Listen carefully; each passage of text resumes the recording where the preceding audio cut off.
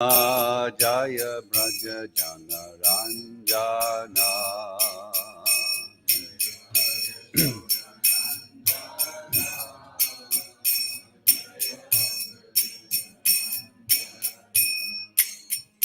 Jaya Yamuna Tiravanachari Jaya Kunja Bihari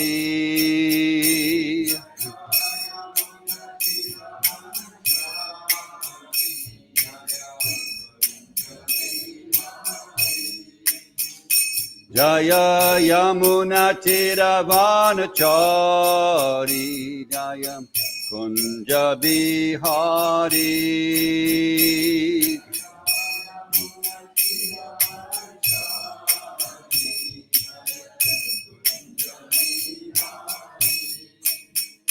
Jaya Radha Madhava Jaya Kunja Bihari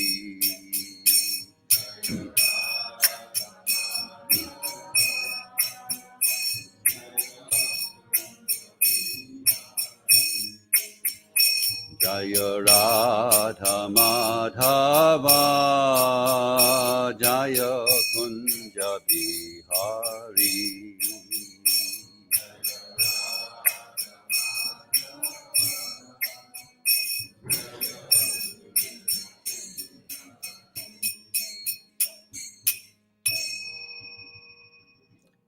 Shri Prabhupada Ki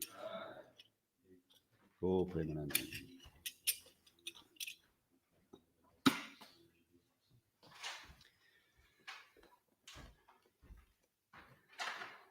So today, I would have to say something about the holy name as a theme, because this is the festival this weekend. So I thought, what am I going to say with all these Maharatis? Japa Maharati. Japarati. Maharati. Mahajapi. And then we got Mahakirtani. And then we got Mahatma. And then we got Ravananda. It's just like, where can you find a niche with all these super experts in their field? So I got the inspiration to go to the Caitanya Caritamrta, Antya Leela, chapter 20. And just a prelude, most of these verses don't have purports, but I'm going to comment on them anyway. Generally, devotees, you often find that when devotees give class, they don't actually comment on the verses without purports. But there's nothing wrong in it. In fact, you find Srila Prabhupada, we would also give sometimes classes on verses that didn't have purports. So is it that Srila Prabhupada didn't have time to write purports? Was it that the notes that he was referring to didn't have purports, so he was following there? So I don't know the answer to that question. But there's no harm. These are all essential verses. And as you see, when you look at some of them, they're so similar to some of the verses we studied. So anyway, I just probably commenting, so just let you know. Om Namo Bhagavate Vasudevaya. Om Namo Bhagavate Vasudevaya. Om Namo Bhagavate Vasudevaya.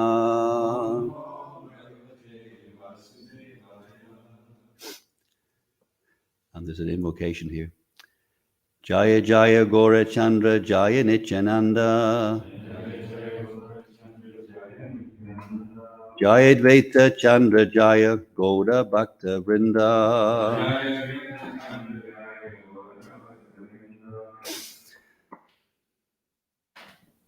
Okay, go back to the previous one. Premod Bhavita Harsh. Premod Bhavita Harsh Ergyod. Vegay Danyarti Mishritam. Lapitam Gora Chandrasya. Bhagyavad Nishevyate. Premod Bhavita Harsh Ershod Vegadanyarti Mishritam Lapitam Gorachandrasya Bhagyavat Bir Nishevyate Premod Babita Harsher Shod Vega Dainyarti Mishritam Lapitam Gorachandrasya Bhagyavat Bir Nishevyate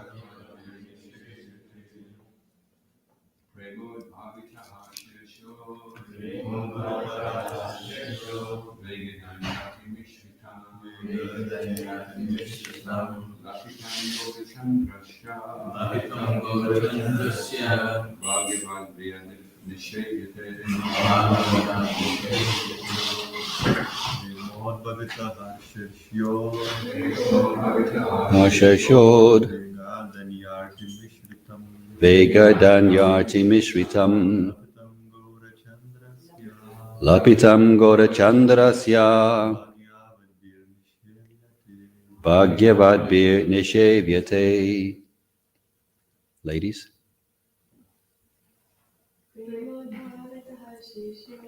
Premod Bhavita Harsher Shod Vega Danyarti Mishritam Lapitam Gorachandrasya Bhagyavat Bir Nishevyate.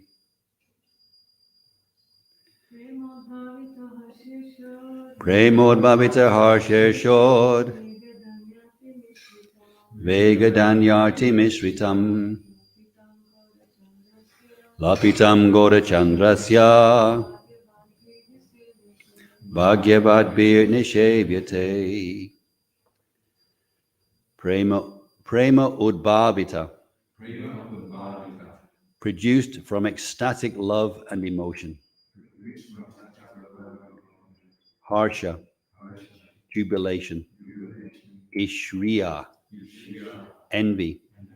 Udvega, agitation. Dainya, submissiveness. Arti, grief. Mishritam, mixed with. Lapitam, talks like those of a crazy man. Goda Chandrasya, of Sri Caitanya Mahaprabhu. Bhagyavadbihi, by the most fortunate. Nishevyate, is enjoyable.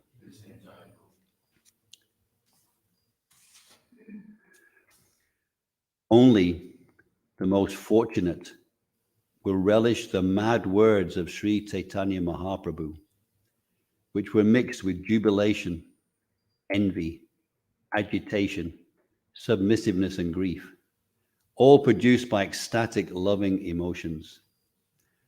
Repetitive, please. Only the most fortunate will relish the mad words of Sri Caitanya Mahaprabhu. Only the most fortunate will relish the mad words of Sri Caitanya Mahaprabhu, which were mixed with jubilation, envy, agitation, submissiveness, and grief. All produced by ecstatic, loving emotions. Om Jnana Tamarandasya Jananjana Shalakaya Chakshur Unmilitam Yena Tasmai Shri Gurave Namaha. Chapter 20, the Shikshashtaka prayers. The following summary of the 20th chapter is given by Srila Bhaktivinoda Thakur in his Amrita Pravaha Bhasya. Sri Caitanya Mahaprabhu passed his nights tasting the meaning of the Shikshashtaka prayers in the company of Sarup Damodar Goswami and Ramananda Roy. Sometimes he recited verses from Jayadev Goswami's Gita Govinda, from Srimad Bhagavatam, from Sri Ramananda Roy's Jagannath Vallabha Nataka, or from Sri Bilva Mangala Thakur's Krishna Karnamrita. In this way, he became absorbed in ecstatic emotions. For the 12 years Sri Caitanya Mahaprabhu lived at Jagannath Puri. He relished the taste of reciting such transcendental verses. Altogether, the Lord was present in this mortal world for 48 years. After hinting about the Lord's disappearance, the author of the Caitanya Caritamrta gives a short description of the entire Antya-lila and then ends his book. So this is the last chapter of the Antya-lila, of the pastimes of, well, Lord Caitanya. And you find things in the Caitanya Caritamrta that you don't necessarily find anywhere else. It's a very unique book. It's new revelation. It's new Veda, you could say. So here, this verse, it is taking us ultimately to what the Holy Name is all about coming to your transcendental emotional position.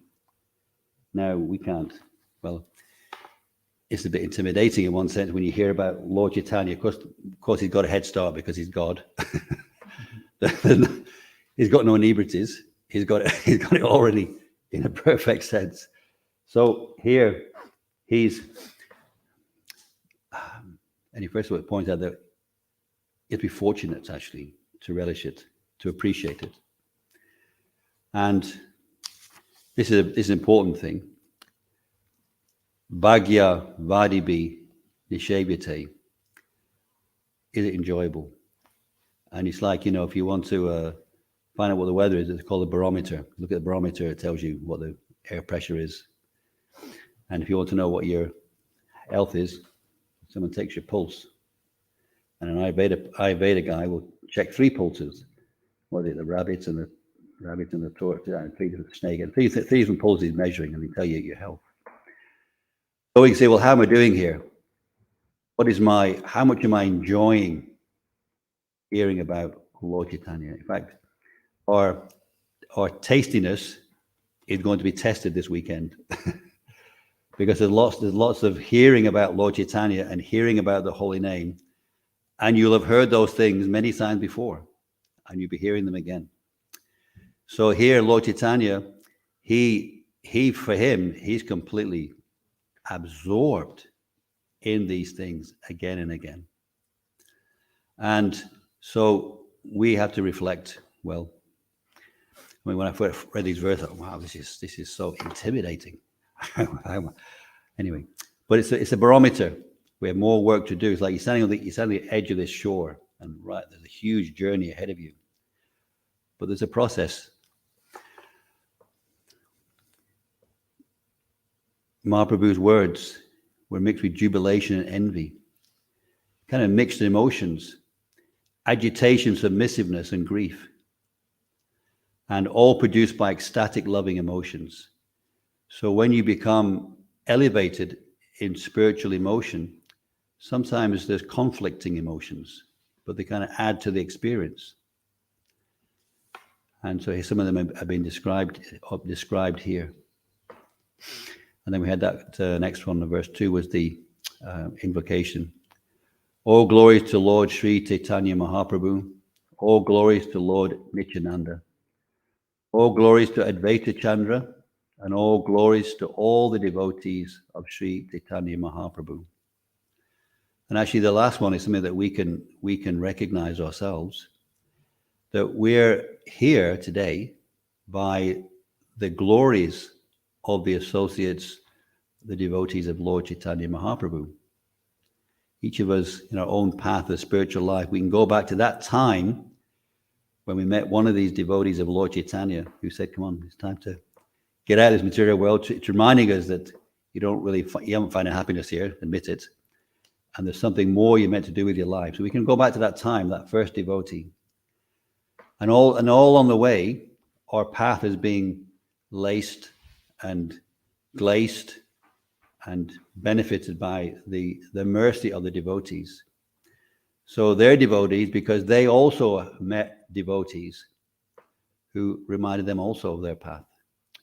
So therefore, here, the author of this book, he's completely not bewildered, but he's completely enchanted, and he's appreciating how wonderful Lord Caitanya Mahaprabhu is, how wonderful Lord Nityananda is, how wonderful Advaita Chandra is, and how wonderful are the devotees. So devotees are wonderful, actually. They're wonderful people because they're either advancing Krishna consciousness or they're trying to be advancing Krishna consciousness. In both cases, Krishna is their goal of life. So their goal of life is quite unique, actually. Very, very, very completely unique. Sometimes people, they have different practices in religiosity, but the idea of actually having a personal relationship with God, most of them don't really have that idea that there is a personal relationship with God. They like God. So when you meet someone who actually knows that God's a person and they're a person and there's an eternal relationship, that's a very special person. So it's very rare, actually, very, very rare to find people like that. E Mata Mahaprabhu Vaishya Nilachale Rajani Divesha Krishna Virahe Vivale. While Sri Caitanya Mahaprabhu was thus resided at Jagannath Puri, Nilachala, he was continuously overwhelmed night and day by separation from Krishna. That's pretty, that's the pinnacle. That sense of being overwhelmed day and night by separation from Krishna. As devotees, sometimes in our deep absorption in the practice of Krishna consciousness, you get a little sliver of hint of something like that. You get some emotion evoking. But are we overwhelmed night and day? Well, no, probably. Well, no disrespect, but well, probably not. But Lord Caitanya was overwhelmed night and day, every night, completely overwhelmed with that sense of the Lord. So think about it. You're driving your car, you stop for a rest stop. Are you feeling overwhelmed in the sense of separation of Lord Krishna? Lord Caitanya was. He may stop somewhere, but it's that sense of being overwhelmed as part of his very existence. So he resided in Jagannath Puri, and that's what his life was, that sense of being overwhelmed by it. So I was thinking, well, what do we do with this? What do we do with this kind of idea that Lord Caitanya is, how are we meant to make use of that? But I was thinking actually that another sense of our great fortune is that we have been given a structured life that is aiming towards being overwhelmed night and day by Lord Krishna. We have a program of chanting our rounds, through the day. And if we chant our rounds with full absorption, we may feel some sense of being overwhelmed by that chanting. If we really can't, and obviously we're going to hear all the techniques. We're going to hear there's so many different things that the expert devotees are going to share all these tips, their own experiences, and we're going to be caught up in that thought. So, and then we have even our eating. That eating, we call it prasadam. It's connected to Krishna. So even the eating can be a process of deep meditation. We hear that Srila Prabhupada, when he had lunch, not all the time, but sometimes he would just sit silently and eat. Oftentimes eating with devotees. It wasn't like there's only one way Prabhupada ate. He ate in different way, different times. He ate different things, different times. But if you are being absorbed in it, you get more from it. If I read some years ago, I watched this program about how to lose weight without trying. And it was about when you eat, just eat. Don't watch anything. Don't listen to anything. Don't have a chat. Just concentrate on your eating. And then you actually can listen to your body reciprocating with the eating. And if you listen to your body, it says, well, I've had enough now. And you stop eating. They did an experiment where they had this person who had this really super duper massive breakfast. And then the next time they said, okay, I'm going to put a blindfold on you. So they put a blindfold on them and they could only eat half as much and they were full because they were concentrating on the eating. Therefore, they had a different response about how much they needed to eat. And we all may know that we're eating something and we're looking at something else. You may eat more than you originally thought because you're not concentrating. So we can use that example that even on our eating, we can find this overwhelming aspect to it by remembering what we eat and its connection with Krishna. And then in our life, we're meant to dedicate our life in one way or other to the mission of Krishna consciousness. We may just be doing some work, and we may give the fruits of Krishna. We may be able to benefit that we can actively get involved with his mission of Krishna consciousness. And then if we spend our whole day doing these different things, then when you go to bed at night, it regurgitates in your mind. You start thinking about service, even in your dreams. So Lord Caitanya, he was spontaneously, ecstatically absorbed, overwhelmed by this thoughts of Krishna. And not just thoughts of it, actually he's feeling that Krishna's not there, that sense of where's Krishna, where's Krishna. So we can get hints of it in deeper and deeper ways by our own application to taking advantage of those moments day and night. And this is a conscious process. It's a process of Krishna consciousness. So what we put into it, we get out of it. And it's interesting because no one can take that away from you. At any moment of your life, no matter how difficult it is materially speaking, you can find this connection with Krishna by your absorption in Krishna's elements to that particular element. Swarupa Ramananda Dujana Sane Ratri Dine Rasagita Shloka Ashvadane. Day and night he tasted transcendental blissful songs and verses with two associates, namely Swarup Damodar Goswami and Ramananda Roy. So here is the word Rasa Gita Shloka, songs and shlokas. And actually containing the mellows of transcendental bliss. Now, we kind of, again, we experience that. For example, we say there's 18,000 verses of the Bhagavatam. And in most of those verses, there's a purport. So more or less, Srila Prabhupada is saying the same thing in different ways. It all seems like different. But actually, I remember one time there was a volunteer at the manor, and he went to class. I said, well, do you know what class is about? He said, yeah, it's pretty much the same thing. You're not the body, there's Krishna, and we have to serve him. So we hear that every single class with a variety of different things. Only devotional service, not jnana, not karma. The impersonalists don't stay where they want to go to. They have to come back again. So more or less, that's the summary, the philosophy in a summary. But it's said in different ways, in different words. And you experience it in different ways, in different experiences. So every single verse is, it is Krishna, it is the holy name of Krishna, put in a certain string of words that invoke certain types of emotions and thoughts. And that's why you can go to class every day, because the verses are different, and you could say the mellow of taste is different. So every day of hearing a class is completely different. Now, of course, when we chant Hare Krishna mantra, it's the same words, but in the same way, every time you apply yourself to it, there's a different flavor of experience that you can have with that holy name. Anyway, these devotees will expand on these things as to the next few days. But here, again, day and night, how much do we feel enthusiastic to listen? And for how long? How long can we reapply our full attention enthusiastically? How can we relish? I heard one of the conversations, and Srila Prabhupada, it was Janmashtami night, and we know when he gets to 12 o'clock, you're thinking, well, when's lunch? At midnight.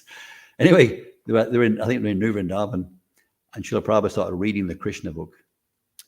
You can imagine midnight, and the Krishna book is being read.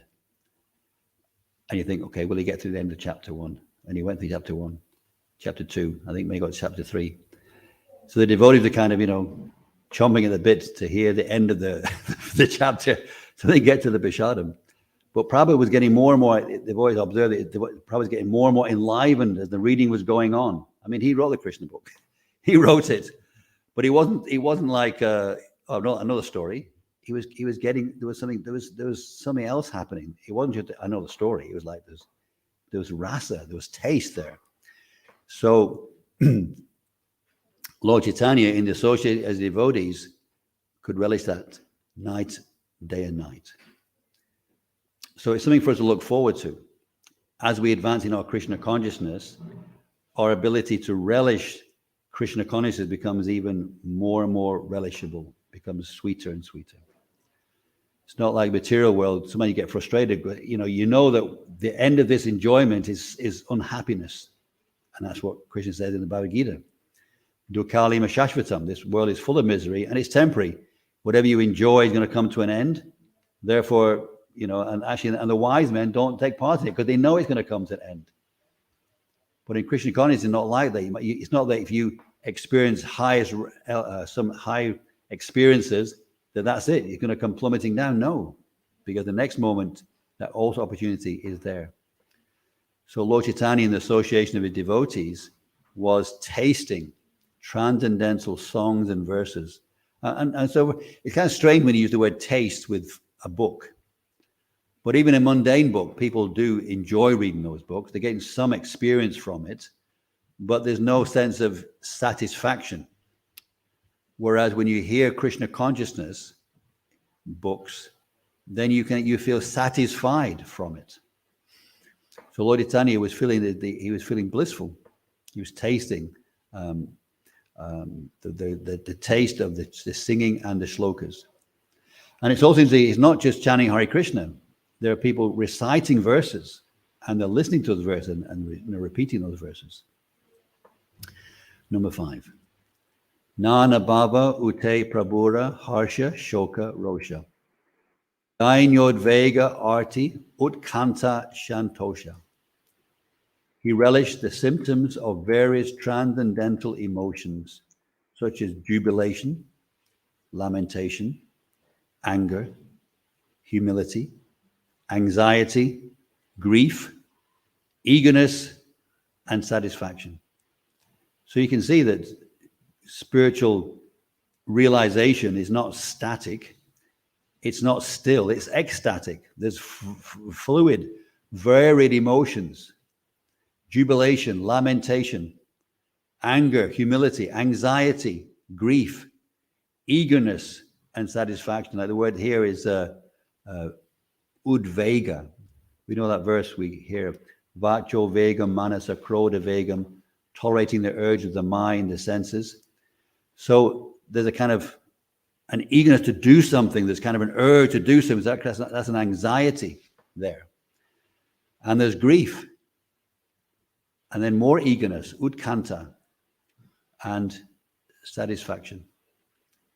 So in all this kind of deep, intense emotion, there's also a sense of satisfaction. Usually people don't want to be sad. They don't want to be anxious. But actually in Krishna consciousness, sadness and anxiousness are relishable. And sometimes at the time it may seem, well, why? But then when you go back later on and reflect, you realize that was a very wonderful time. I think there was something, I can't remember the exact story, but there was a time when Srila Prabhupada was doing something, and the devotee said, Prabhupada, you seem very grave. He said, no, I was in the greatest ecstasy. So ecstasy is something that's internal, that deep experiences inside.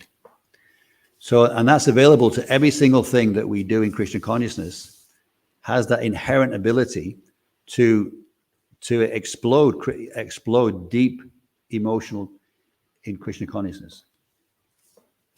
Number 6. Say bhave nija shloka padya shlokera arta ashvadaya dui banda lahe.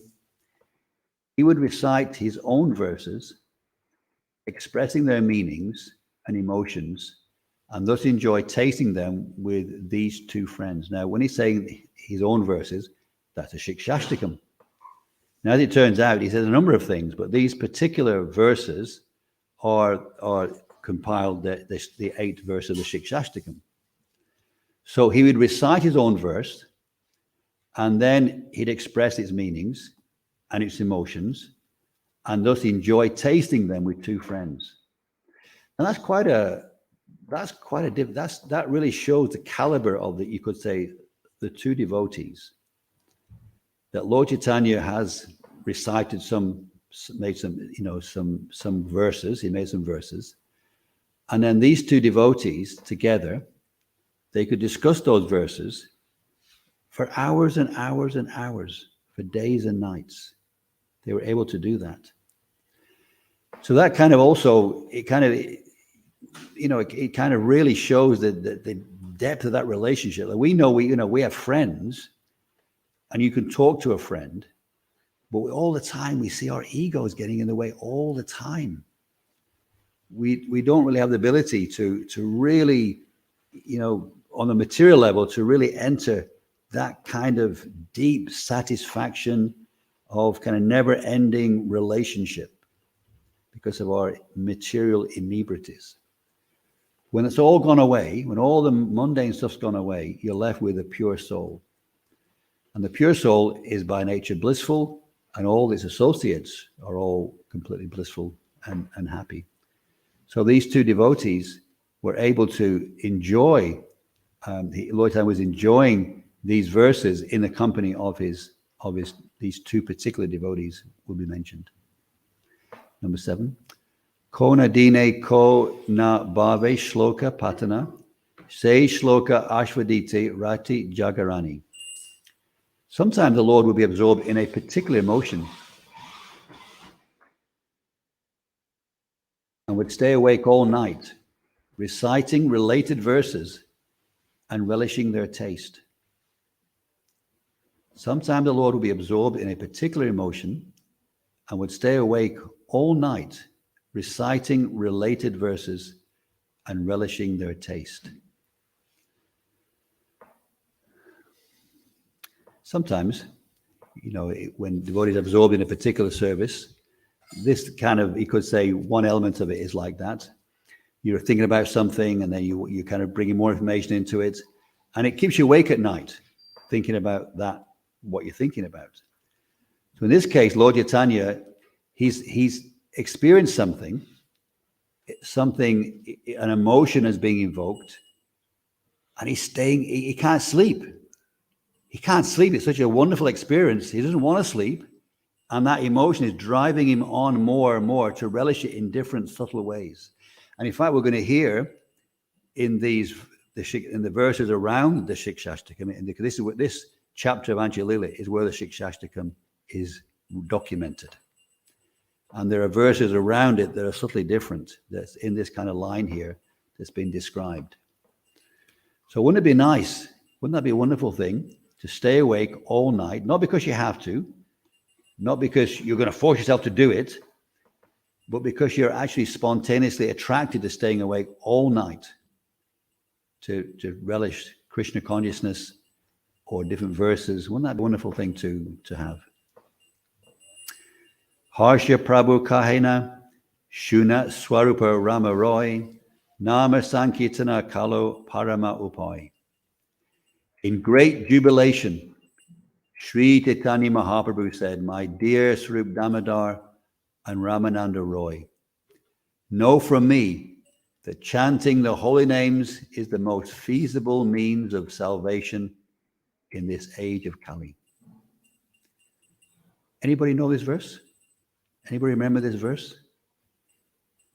It's not one of our regular verses, but yet it's such an important verse. Lord Caitanya himself saying, "My dear Swarup Damodar and Ramananda Roy, know from me that chanting the holy names is the most feasible means of salvation in the age of Kali." So this one verse alone is worth remembering for your whole life. You can go, that's all you need to know. Nama Sankirtan, chanting of the holy name, Kalo, in the age of Kali, Parama Upai, the most feasible means for deliverance. If you want deliverance from anything that's troubling you, this is it. This one, Lord Caitanya is telling you, spelling it out. It'll save you materially, it'll save you mentally, it'll save you spiritually. Just chant Nam Sankirtan.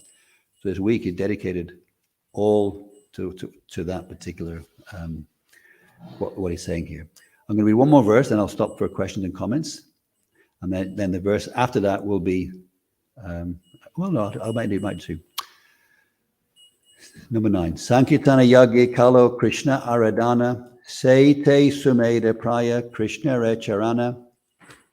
In this age of Kali, the process of worshipping Krishna is to perform sacrifice by chanting the holy name of the Lord. One who does so is certainly very intelligent and he attains shelter at the lotus feet of Krishna. So it's kind of another way of saying the next verse. The next, number 10.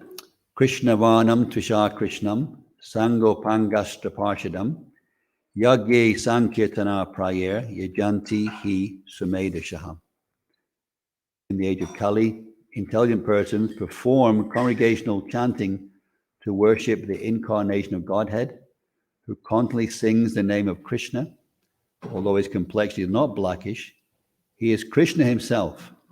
He is accompanied by his associates, servants, weapons, and confidential companions. The word Sankirtan prayer means it is the most, this is what you should be doing the most. Doesn't mean the only thing you should be doing. There's a gap there to do other things too, but it's the most important thing to do. And I'll do one more. Nama Sankirtana Haite, Sarvanartha Nasha, Sarva Subodhaya Krishna Premara Ulasa. Simply by chanting the holy name of Lord Krishna, one can be freed from all undesirable habits. This is the means of awakening all good fortune and initiating the flow of waves of love of Krishna. So again, another verse that all you need to know, another only need to know verse. That's whatever habits you have that you don't want, you can be freed from them by chanting the holy name of Krishna. This is the means of awakening all good fortune and initiating the flow of waves of love of Krishna. So the chanting of Hare Krishna gets rid of the stuff that you don't want. It gives you the stuff that you do want. And there's that also, it gets you to the start of the flow of waves of love of Krishna. Everybody wants to feel love. All these songs are about love. But in reality, no one really feels saturated, pure love. It's all tainted by different things. But when you love Krishna, that love is expressed and experienced in its most satisfying form. So this verse is telling us that by chanting the holy name of Krishna, first of all, the stuff that you don't want, you can get rid of it. The good fortune you want, you can awaken that. In other words, it's in there. The tools of your good fortune are lying locked inside. It's already part of your existence to be fortunate. So by chanting the holy names, it becomes awakened. And then it starts the process, or it's like I said, the word initiating here. You start to feel the flow of love of Krishna. That's what verse is saying there. So we'll stop there because the next verse is the first verse of the Shikshashtakam. So any comments, questions, revelations? Thank you very much. It's connected to my ideas. On the subject of separation, right now I'm reading the Sankalpa Kamodi by Sri Ram Maharaj. So it's interesting because you may feel that you want to avoid the emotion of separation because you may not realize you're avoiding it, but you may be avoiding the emotional situation because of fear or discomfort or anxiety. Because the beginning stages of feeling separation is you become painfully aware of how unworthy you are and how far away you are from Krishna. Because you don't feel separation if you think Krishna's just around the corner. You feel separation when you feel that Krishna's 10 zillion miles away. And then you feel and then you may want to avoid that. You may think, oh my God, that is so discouraging and so depressing. Let me just switch off to that, So I just wondered if you could reflect on that, how devotees could maybe be caught out and not see that this is the next step forward, said a lot of things there. How could I reflect what you said and capture it? Your point was that the devotees may be hesitant to kind of enter the idea of being separate from Krishna, because when you see how far away he is, that might be discouraging.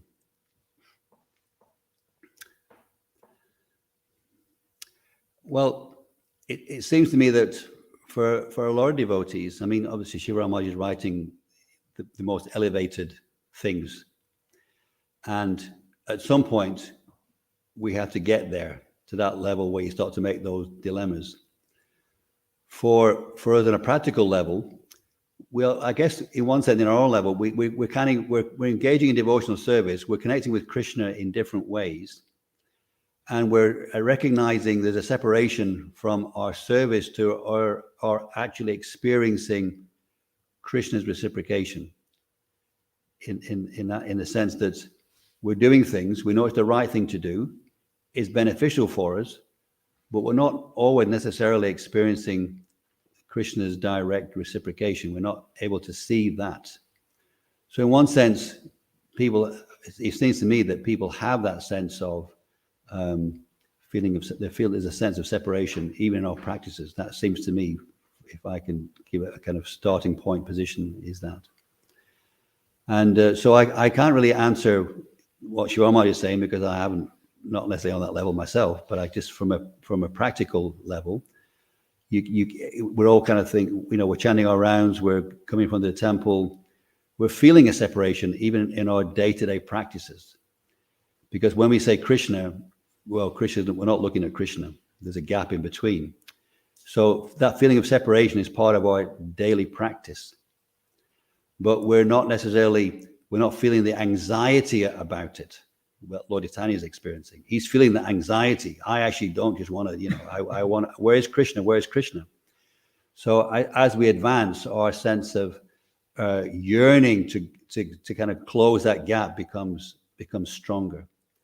But I think the sense, how I understand it from what I see from my own practices and perhaps others, is that we're feeling that separation, but the more advanced you get, that anxiety to close that gap increases. That's just some reflections that I have from what you've said there. I ended up with the other day, and he was referring to the verse in Intelligence will chant the names of Krishna in Kali Yuga, but then he qualified sufficient intelligence as being those that cry when they chant Hare Krishna. So if you have sufficient intelligence, then you'll recognize how fallen you are. And then you'll cry, you'll say it's a very lamentable condition. So I wonder sometimes whether we avoid going down that road and seeing it because of the anxiety that will bring up. And it's a general tendency for emotional intelligence is to repress an emotion because it feels too painful. So you just you pretend everything's fine, you don't want to go there. But if you did go there and you recognized how fallen you were and how dependent you are on mercy, then you'd be like crying really desperately for Krishna. You'd be feeling that separation. Just seems to me like I knew if I could be cheated out of taking that step forward, because he would feel it was too discouraging and too disturbing to recognize.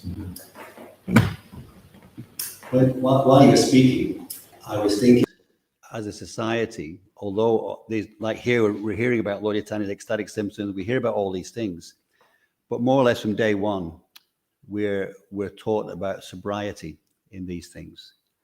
So we don't practice, you could say, exhibition of emotion. And does that lead to suppression of emotion? Well, people, they have it internally.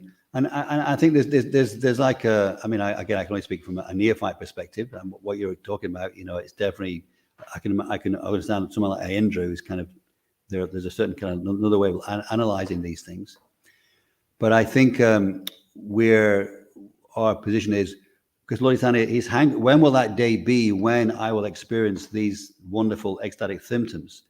So I think that for us, we should be hankering for those experiences, but at the same time, to restrain the urge to display it. Because sometimes the tendency is, I want to display this because, well, I'm here, guys. Have you noticed? There's a kind of that tendency will pollute it. So, and actually, what I've noticed is, even the author of the book that you're citing, if you see their manifestation of their devotion, you very rarely get a glimpse of that. And so why is it? Why is it that we, in our neophyte level, can experience some things sometimes, and someone who's so absorbed and so dedicated, they're not experiencing much more, but it's restrained. So I think that's our our tempering issue. Like Srila Prabhupada, devotees will say, yeah, he got ecstasy, he couldn't speak. But it wasn't that was all the time. That was a rare occurrence, you could say. But you do find, there's even a video where Prabhupada's, ringing the bells and his tears are coming from his eyes. So he's definitely experiencing high things. But I think we're tempered. And I think I even heard some of my Shri Maharaj recently on that point, that we have to come to a level of spontaneity, but at the same time, you have to be careful how you disclose it, because it can destroy the whole movement if we promote that kind of thing. So in our movement, we're taught to be very sober at these things, but at the same time, that ecstatic emotion is meant to be part of our existence and what we're striving to experience. But we can't force it. We simply put ourselves in the right position, and we await for the mercy of the Lord to manifest it. But then we don't get caught up in it and think, okay, now I've made it. Because then we know Krishna says, oh, you can't play with that toy. Let me take it back off you again. So Krishna reveals things at the right time. Just again, I didn't maybe catch the exact detail of what you're saying, but these are just thoughts that came to mind from what you said.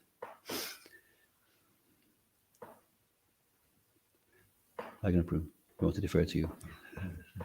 Thank you so much for this wonderful class and analysis.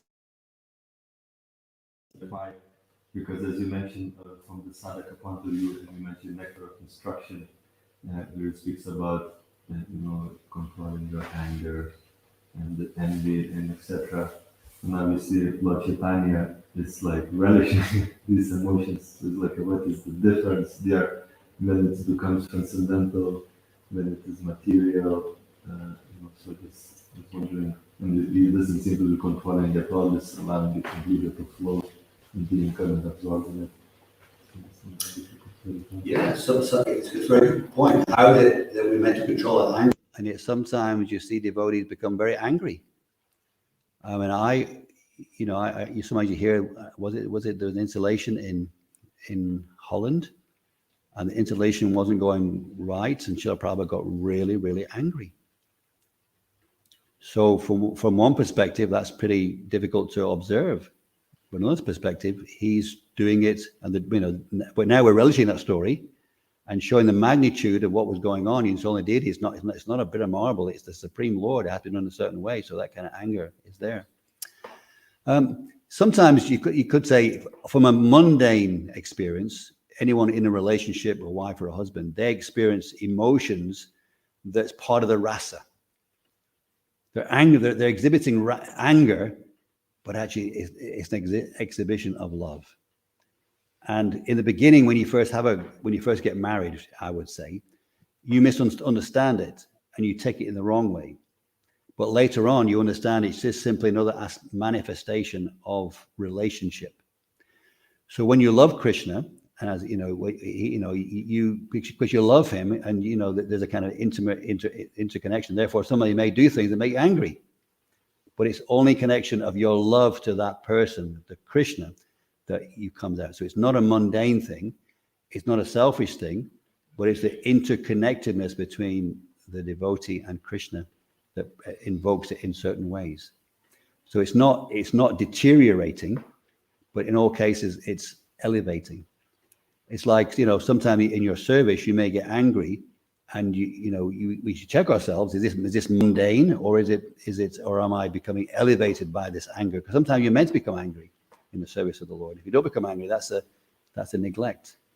So it's about, again, what is the reason for it? So, and actually, all these emotions that you find in active devotion, they're material emotions, but they're related to Krishna, therefore become transcendental. Get just some thoughts out from what you said. Hare Krishna. You see in terms of the story of friends, lots of time when it comes to these things. So we hear in past times that there was a verse saying staying up all night, relishing one verse, certain verses are like elsewhere you hear stories of from Kirtan all night with different associates. Other with lots of time with disregard, like how senior asks you to behave, and these sorts of things. So the last sentence I didn't catch. You some days that disregards rules of how sannyasi should behave. Yeah. Like tries to, So what should you actually do? Is it something? Because some say Lord Caitanya comes with the devotee to show us how to be a devotee. He's leading by example. Then we also cannot imitate him. So how much do we? You hear devotees say you have to fake it till you make it in some sense. You have to pretend a little bit along the way. Pretend to take. Even we got the realization that the deity is Krishna and still bow down and you pretend. And slowly that realization comes. But how much can we pretend and how much we have to sort of be very careful not to imitate? Well, I think I'd like to say that actually Lord Caitanya, as a sannyasi, break the rules. He was extremely strict, scaringly strict. There's stories where it's like, really? They're so strict. It's like, wow, that's scary. But in terms of sometimes when he was absorbed in ecstasy, he may. I mean, for one time, he was about to put his shoulder or hand on in a lady, and so he said, no, you can't do that, because obviously he was so absorbed in ecstasy. So, but in terms of his social life, completely strict, and his devotees would also protect him from that. In terms of us faking it, I would say we're practicing. It's not. I think it's about being honest with yourself. If you're exhibiting something that's not really going on inside, that's faking it, and we all struggle with that all the time. To just be, because actually to be honest, really honest, is a very, very powerful thing, because it's risky. So I wouldn't like to use the word we're faking it, because it's an honest attempt. It's an honest attempt to do the right thing for the purpose of actually doing this spontaneously. And so I want to express that. So you have to do the right thing. This is hear about the devotees, what they did. So gradually there becomes a connect between what you're doing, you could say practicing, to a point where actually I'm not practicing anymore. I actually love doing this. So that's the later stage that comes. And eventually you become, as we're hearing here, you become bewildered by it. You become so ecstatic about it that it's just like, it's not about you doing it or you just do it. It's just part of your existence. You can't avoid not doing it. So, but there's before you run a marathon, you got to learn to walk. So you're not faking running a marathon. You're starting where you are. So it's about having that self-realization. This is where I am, and this is the process that's applicable to me. And when you're just practicing in the place that you are. Okay. Last comment. It is compared to a child walking. So the child needs to walk. No faking, although it may not be able to walk very well.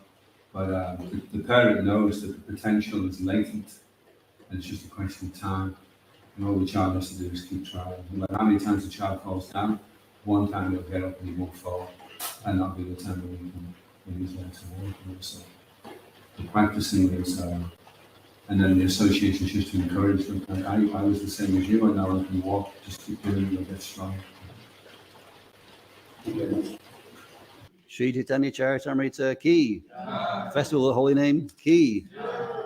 His Grace Shyamsundar Prabhu Ki.